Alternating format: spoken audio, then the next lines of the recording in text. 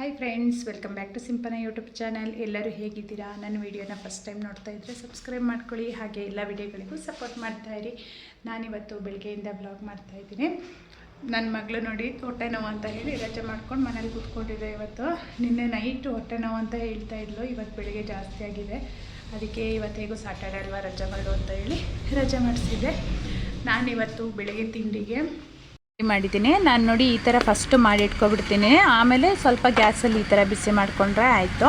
ಹಾಗಾಗಿ ನಾನು ಒಂದೇ ಸಲ ಮಾಡೋಕ್ಕಾಗಲ್ಲ ನನಗೆ, ಅದಕ್ಕೋಸ್ಕರ ಅಷ್ಟು ಮಾಡಿ ಇಟ್ಕೊಳ್ತೀನಿ. ಆಮೇಲೆ ಗ್ಯಾಸಲ್ಲಿ ಸ್ವಲ್ಪ ಬಿಸಿ ಮಾಡಿಕೊಂಡು ಇವಾಗ ತಿಂಡಿ ತಿನ್ಕೊಂಡೆ. ನನ್ನ ಮಗಳಿಗೂ ಹಾಕ್ಕೊಟ್ಟು ನಾನು ತಿಂಡಿ ತಿನ್ಕೊಂಡಿದ್ದೀನಿ. ನಾನಿವಾಗ ರೆಡಿಯಾಗಿದ್ದೀನಿ. ಅಪ್ಪ ಬರಲ್ಲ ಅಂತ ಅಂದ್ಕೊಂಡಿದ್ದೆ, ಇವಾಗ ಫೋನ್ ಮಾಡಿದ್ರು ಬರ್ತಾಯಿದ್ದೀನಿ ಅಂತ ಹೇಳಿ. ನಾನು ಮಕ್ಕಳನ್ನ ಅಲ್ಲಿಗೆ ಕರ್ಕೊಂಡು ಹೋಗೋಣ ಶಾಪಿಗೆ ಅಂತ ಹೇಳಿ ಅಂದ್ಕೊಂಡಿದ್ದೆ. ಇವಾಗ ಅವ್ರು ಬರ್ತಾರೆ ಅಲ್ವಾ, ಹಾಗಾಗಿ ನನ್ನ ಮಗ ಹೇಗೂ ಮಲಗಿದ್ದಾನೆ. ಹಾಗಾಗಿ ನಾನು ಬಿಟ್ಟು ನನ್ನ ಮಗಳು ಇರ್ತಾಳೆ, ಅಷ್ಟೊತ್ತಿಗೆ ನಾನು ಹೊರಡ್ತೀನಿ. ಅಷ್ಟೊತ್ತಿಗೆ ಅಪ್ಪನೂ ಬರ್ಬೋದು ಅನಿಸುತ್ತೆ. ನಾನಿವಾಗ ಶಾಪಿಗೆ ಹೊರಡ್ತೀನಿ ಫ್ರೆಂಡ್ಸ್. ಶಾಪಿಗೆ ಹೋಗಿ ಆಮೇಲೆ ವೀಡಿಯೋ ಮಾಡ್ತೀನಿ. Bye friends. ಇವತ್ತು ಬಂದು ವೀಡಿಯೋ ಮಾಡೋಕ್ಕಾಗಿಲ್ಲ ನನಗೆ. ಬೆಳಿಗ್ಗೆ ಬಂದೆ, ಕಸ್ಟಮರು ಇದ್ದರು, ಅದಕ್ಕೋಸ್ಕರ ವೀಡಿಯೋ ಮಾಡೋಕ್ಕಾಗಲಿಲ್ಲ. ಇವತ್ತು ನಾನೊಂದು 2 ಟಾಪ್ ಸ್ಟಿಚ್ ಮಾಡಿದೆ. ಮರ್ತೋಗ್ಬಿಟ್ಟಿದೆ ನನಗೆ. ವೀಡಿಯೋ ಮಾಡೋಣ ಅಂತ ಅಂದ್ಕೊಂಡಿದ್ದೆ, ಮರ್ತೋಗ್ಬಿಟ್ಟಿತ್ತು. ಇವಾಗ ನೆನಪಾಯಿತು ನನಗೆ, ಅದಕ್ಕೆ ವೀಡಿಯೋ ಮಾಡ್ತಾಯಿದ್ದೀನಿ. ಇನ್ನೇನು ಟೈಮ್ 4 o'clock ಆಯಿತು. ಇವತ್ತು ನಮ್ಮ ದೊಡ್ಡಮ್ಮನ ಮನೆಗೆ ಹೋಗೋಣ ಅಂತ ಅಂದ್ಕೊಂಡಿದ್ದೀವಿ. ಅಲ್ಲಿ ದೀಪ ಅಂತ ಹೇಳಿ ಮಾಡ್ತಾರೆ. ಅಂದರೆ ಮೊನ್ನೆ ರೀಸೆಂಟಾಗಿ ಹೋಗಿದ್ದೆ ಅಲ್ವಾ ನಮ್ಮ ಅಮ್ಮನ ಅಕ್ಕನ ಮನೆಗೆ, ಅಲ್ಲಿಗೆ ದೀಪ ಅಂತ ಹೇಳಿ ಮಾಡ್ತಾರೆ. ಅದಕ್ಕೋಸ್ಕರ ಹೋಗೋಣ ಅಂತ ಅಂದ್ಕೊಂಡಿದ್ದೀವಿ. ಬೇಡ ಬೇಕು 2 ಮನಸ್ಸಲ್ಲಿ ಹೊರಟಿರೋದು ಇವಾಗ. ಅಂದರೆ ಮೊನ್ನೆ ಇನ್ನೂ ಹೋಗಿದ್ವಿ, ಮತ್ತೆ ಈಗ ಅಲ್ಲಿ ತನಕ ಹೋಗಬೇಕು. ಸಾಟರ್ಡೆ ಬೇರೆ ಬ್ಯುಸಿ ಅಲ್ವಾ ಅಂತ ಹೇಳ್ಕೊಂಡು ಬೇಡ ಅಂದ್ಕೊಂಡಿದ್ವಿ. ಆದರೆ ಮತ್ತೆ ಫೋನ್ ಮಾಡಿದರು, ದೊಡ್ಡಮ್ಮ ಬನ್ನಿ, ಸ್ವಲ್ಪ ಲೇಟ್ ಆದರೂ ಪರವಾಗಿಲ್ಲ ಬನ್ನಿ ಅಂತ. ಅದಕ್ಕೋಸ್ಕರ ಹೋಗೋಣ ಅಂತ ಅಂದ್ಕೊಂಡಿದ್ದೀನಿ. ನೋಡಬೇಕು, ಹೋದರೆ ಹೋಗೋಷ್ಟೊತ್ತಿಗೆ ನಾನು ವೀಡಿಯೋ ಮಾಡ್ತೀನಿ. ಓಕೆ ಫ್ರೆಂಡ್ಸ್, ಇವಾಗ ಇನ್ನೊಂದು 1/2 hour ಇನ್ನೊಂದು ಬ್ಲೌಸು ಸ್ವಲ್ಪ ಫಿನಿಶಿಂಗ್ ಮಾಡೋದಿದೆ, ಅದನ್ನು ಮಾಡಿ ಆಮೇಲೆ ಮನೆಗೆ ಹೋಗ್ತೀನಿ. ಓಕೆ ಬಾಯ್, ಹೋದರೆ ವೀಡಿಯೋ ಮಾಡ್ತೀನಿ ಫ್ರೆಂಡ್ಸ್. ಇವಾಗ ಹೊರಟಿದ್ದೀವಿ. ಅಪ್ಪ ಹೊರಡುವಾಗ ಸಾಕಾಗೋಯ್ತು, ಬಂದಿದ್ದೆ ಸ್ವಲ್ಪ ಲೇಟ್ ಆಗಿಬಿಡ್ತು. ನಾನು ಮನೆಗೆ ಬಂದರೆ ನನ್ನ ಮಗಳು ಸ್ನಾನನೇ ಮಾಡ್ಕೊಂಡಿರಲಿಲ್ಲ, ಅವಾಗ ಸ್ನಾನಕ್ಕೆ ಹೋಗಿದ್ಲು. ಹಾಗಾಗಿ ತುಂಬ ಲೇಟ್ ಆಯಿತು. ಇವಾಗ ಟೈಮ್ ಬಂದು 5:30, 6 o'clock ಆಗ್ತಾ ಬಂದಿದೆ. ಹಾಗಾಗಿ ಅಲ್ಲಿಗೆ ಹೋಗೋದು ಎಷ್ಟೊತ್ತಾಗುತ್ತೋ ಗೊತ್ತಿಲ್ಲ. ಹೊರಟಿದ್ದೀವಿ.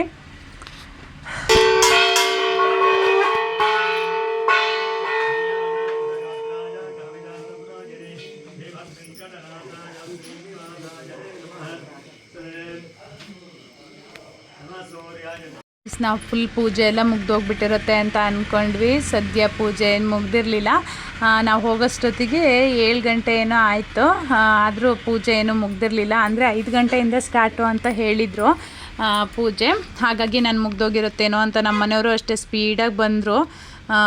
ಆದರೆ ಪೂಜೆ ಮುಗ್ದಿರಲಿಲ್ಲ. ಅಂದರೆ ಬಂದರೆ ಬೇಗ ಬಂದುಬಿಡಬೇಕು. ನಾವು ಈ ಥರ ಲೇಟಾಗಿ ಬಂದೇ ಇರಲಿಲ್ಲ. ಅಯ್ಯೋ ಮುಗ್ದೋಗಿರುತ್ತೆ, ಇವಾಗ ಹೋಗಿ ಏನು ಪೂಜೆನೂ ಸಿಗಲ್ಲ ಅಂತ ಅಂದ್ಕೊಂಡಿದ್ವಿ. ಆದರೆ ಪೂಜೆ ಸಿಕ್ತು. ಇದು ನೋಡಿ ಎಷ್ಟು ಚೆನ್ನಾಗಿ ಮಾಡಿದ್ದಾರೆ ಅಂತ. ಇಲ್ಲೇ ನಮ್ಮ ಶ್ರುತಿ ಅಂತ ಇದ್ದಾರೆ, ಪಕ್ಕದ ಮನೆಯವರು, ಅವ್ರು ಮಾಡಿರೋದು. ನಾನು ಮಿಸ್ಸೇ ಇಲ್ಲ. ಅಂದರೆ ಫಸ್ಟು ಹಳೆ ಮನೆ ಇದ್ದಿದ್ದು ಅಲ್ವಾ, ಇವಾಗ ಇಲ್ಲಿ ಹೊಸದಾಗಿ ಮಾಡಿದ ಮೇಲೆ ಅವರು ಹೋದ ವರ್ಷವೂ ಸಿಂಪಲಾಗಿ ಮಾಡಿದರು. ಹೇಳಿದರು, ನನಗೆ ಬರೋಕ್ಕಾಗಲಿಲ್ಲ. ಹಾಗಾಗಿ ಈ ಸಲ ಬರಲೇಬೇಕು ಅಂತ ಹೇಳಿ ಬಂದಿದ್ದು ಫ್ರೆಂಡ್ಸ್. ರಾತ್ರಿ ವೀಡಿಯೋ ಮಾಡೋಕ್ಕಾಗಿಲ್ಲ ನನಗೆ. ಇವತ್ತು ಬೆಳಿಗ್ಗೆ ಎದ್ದು ಮಾರ್ನಿಂಗು ವೀಡಿಯೋ ಮಾಡ್ತಾಯಿದ್ದೀನಿ. ಅಂದರೆ ನೈಟ್ ಫುಲ್ ಬ್ಯುಸಿ ಆಗಿಬಿಟ್ವಿ. ಬಂದವರಿಗೆಲ್ಲ ಊಟ ಎಲ್ಲ ಬಡಿಸೋವಾಗಲೇ ಲೇಟ್ ಆಗಿಬಿಡ್ತು. ಹಾಗಾಗಿ ವೀಡಿಯೋ ಮಾಡಲಿಲ್ಲ. ನೈಟ್ ಒಂದು ಪುಣ್ಯ ಅಂದರೆ ಮಳೆನೇ ಬರಲಿಲ್ಲ. ನಮ್ಮದು ಫುಲ್ಲು ಮಳೆ ಅಂದರೆ ಪೂಜೆ ಮಾಡುವಾಗ ಮಳೆ ಬರಲಿಲ್ಲ. ಅದೊಂದು ಒಳ್ಳೆಯದಾಯಿತು ನಮಗೆ. ಇವಾಗ ಸ್ವಲ್ಪ ಹೊತ್ತಾಯಿತು ಎದ್ದು ನೆಲ ಎಲ್ಲ ಗುಡಿಸಿ ಒರೆಸ್ಕೊಂಡೆಲ್ಲ ಕ್ಲೀನ್ ಮಾಡಿಕೊಂಡೆ. ನಮ್ಮ ದೊಡ್ಡಮ್ಮಂದು ಇನ್ನೇನು ಇಲ್ಲಿ ಕೇಳ್ತೀರಾ, ಹಾಲು ಕರಿಯೋದು, ಮಜ್ಜಿಗೆ, ಬೆಣ್ಣೆ, ತುಪ್ಪ ಅಂತ ಅದೇ ಆಗುತ್ತೆ ಪಾಪ ಅವರಿಗೆ ತುಂಬ ಕೆಲಸ. ಹಾಗೆ ಮಜ್ಜಿಗೆ ಕಡಿಯೋದನ್ನ ವೀಡಿಯೋ ಮಾಡ್ತಾ ಇದ್ದೆ ನೋಡಿ. ಮಜ್ಜಿಗೆ ಕಡಿಯೋದು ಅವ್ರಿಗೆ ಬೆಳಿಗ್ಗೆ ಅಂತೂ ಸಖತ್ ಕೆಲಸ ಆಗಿಬಿಡುತ್ತೆ ಪಾಪ. ಇವಾಗ ತುಂಬ ಕಾಲು ನೋವು ಅಂತ ಹೇಳ್ತಾ ಇದ್ದಾರೆ. ಆದರೆ ಹಳ್ಳಿ ಕಡೆ ಇದ್ದರೆ ಹಾಗೆ ಅಲ್ಲ, ಬಿಡಂಗೂ ಇಲ್ಲ, ಕೆಲಸ ಮಾಡಲೇಬೇಕು ಅಲ್ವಾ ಫ್ರೆಂಡ್ಸ್. ಇದು ನಾನು ನೈಟ್ ತೋರಿಸಿದ್ದೆ ನೋಡಿ, ಮಾರ್ನಿಂಗ್ ತೋರಿಸ್ತಾ ಇದ್ದೀನಿ. ನಾನು ಚೆನ್ನಾಗಿ ನೆಲ ಎಲ್ಲ ಗುಡಿಸಿ ಒರೆಸಿ ಕ್ಲೀನ್ ಮಾಡಿಟ್ಟಿದ್ದೆ. ಎಷ್ಟು ಚೆನ್ನಾಗಿ ಮಲಗಿದ್ದಾಳೆ ನೋಡಿ ಬಂದು. ಎಲ್ಲ ಗುಡಿಸಿ ಒರೆಸುವಾಗ ನನಗೆ 3/4 ಗಂಟೆ ಆಯಿತು ಅನಿಸುತ್ತೆ. ಅದಕ್ಕೆ ಹೇಳ್ತಾ ಇದ್ದೆ ನಮ್ಮ ಮನೆಯವ್ರಿಗೆ, ಅಯ್ಯೋ ನನಗಂತೂ ದೊಡ್ಡ ಮನೆ ಬೇಡ ಅಂತೇಳಿ. ಆದರೆ ಈ ಥರ ದೊಡ್ಡ ಮನೆ ನೋಡೋಕ್ಕೆ, ಅಂದರೆ ರೂಮೆಲ್ಲ ದೊಡ್ಡದಲ್ವ, ನೋಡೋಕ್ಕೆ ಬೇಕು ಅಂತ ಅನಿಸುತ್ತೆ. ತುಂಬ ಜನ ಎಲ್ಲ ಇರುವಾಗ ಬೇಕು ಅಂತ ಅನಿಸುತ್ತೆ. ಕ್ಲೀನ್ ಮಾಡೋದು ತುಂಬ ಕಷ್ಟ. ಹಾಗೆ ನೋಡಿ ಇಲ್ಲಿ ದೇವ್ರದ್ದೆಲ್ಲ ನಿನ್ನೆ ಇದು ಮಾಡಿದ್ದು ಅಪ್ಪ ತೊಳೆದ್ರು. ಅಪ್ಪನಿಗೆ ಎಲ್ಲ ಕುಕ್ಕೆಗೆ ಹಾಕಿ ಕೊಟ್ಟಿದ್ದೆ, ಅವರೆಲ್ಲ ಕ್ಲೀನ್ ಮಾಡಿದರು. ಅದನ್ನೆಲ್ಲ ಬಿಸಿಲಿಗೆ ಇಟ್ಟಿದ್ದೀವಿ. ಹಾಗೆ ನಮ್ಮ ಅಣ್ಣ ನೋಡಿ, ನನ್ನ ಮಗ ಇವಾಗ ಜಸ್ಟ್ ಎದ್ದ, ಅಂಬ ತೋರಿಸ್ತೀನಿ ಬಾ ಅಂತ ಕರ್ಕೊಂಡು ಹೋದ. ನಿನ್ನೆ ನೈಟ್ ಒಂದು ಕರು ಹಾಕಿದೆ, ಆದರೆ ಇಲ್ಲಿ ಹಾಕಿಲ್ಲ. ನಿನ್ನೆನೇ ಪಾಪ ಅವರು ಬಿಟ್ಟಿದ್ದಾರೆ, ತೋಟಕ್ಕೆ ಹೋಗಿದ್ದೆ, ಅಲ್ಲೇ ಕರು ಹಾಕ್ಕೊಂಡು ಬಿಟ್ಟಿತ್ತು. ಹಾಗಾಗಿ ಮನೆಗೆ ಬರಲಿಲ್ಲ ಅದು. ಇವಾಗ ಕರ್ಕೊಂಡು ಬರೋಕ್ಕೆ ಹೋದರು. ಹಾಗೆ ಇದು ನೋಡಿ ದೀಪ ಎಲ್ಲ ಹೇಗಿದೆ, ಆವಾಗಿಂದೆಲ್ಲ ಅಲ್ವಾ. ನಮ್ಮ ಮನೇಲೆಲ್ಲ ಈ ಥರದ್ದೆಲ್ಲ ಯೂಸೇ ಮಾಡಲ್ಲ ನಾವು, ಅಂದರೆ ಇಲ್ಲೆಲ್ಲ ಸ್ವಲ್ಪ ಪೂಜೆಗಳೆಲ್ಲ ಜಾಸ್ತಿ ಅಲ್ವಾ. ಹಾಗಾಗಿ ನಾನು ಅಷ್ಟೇ ನೋಡಿ, ಇದು ಶಂಕು ಅಂತ ಇದೆಯಲ್ವ, ಅವಾಗೆಲ್ಲ ನಾನೇ ಪೂಜೆ ಮಾಡ್ತಾಯಿದ್ದಿದ್ದು. ನಾನೆಲ್ಲ ಶಂಕು ಎಲ್ಲ ಊದ್ತಾಯಿದ್ದೆ.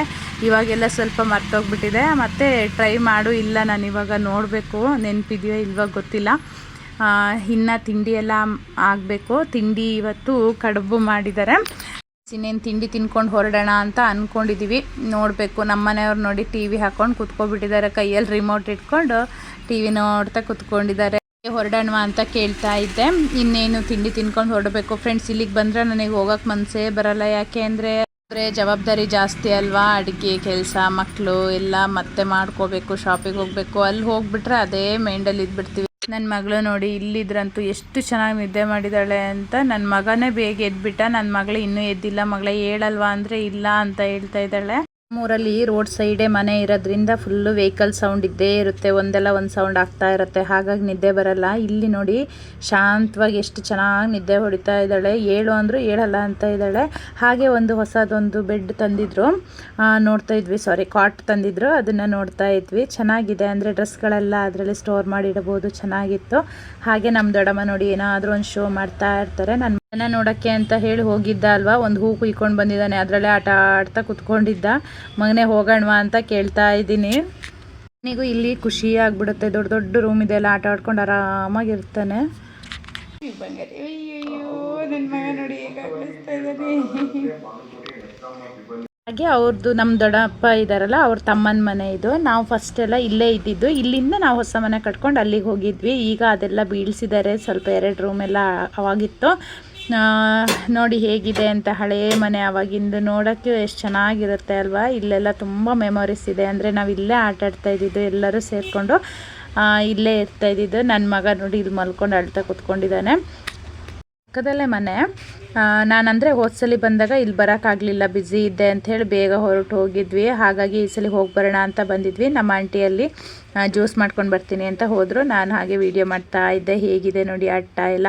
ಇಲ್ಲೆಲ್ಲ ಹೇಗೆ ಅಂದರೆ ತುಂಬ ಜನ ರಿಲೇಟಿವ್ ನೆಂಟರುಗಳು ಬಂದರು ಫಂಕ್ಷನಲ್ಲಿ ಅಂತ ಹೇಳಿದರೆ ಅಟ್ಟದಲ್ಲೂ ಮಲ್ಕೊಳ್ಬೋದು. ಆ ಥರ ಇರುತ್ತೆ ವ್ಯವಸ್ಥೆ. ತುಂಬ ಚೆನ್ನಾಗಿದೆ. ಹಾಗೆ ನನಗೆ ತುಂಬ ಮೆಮೊರಿಗಳಿದೆ ಇಲ್ಲಿ.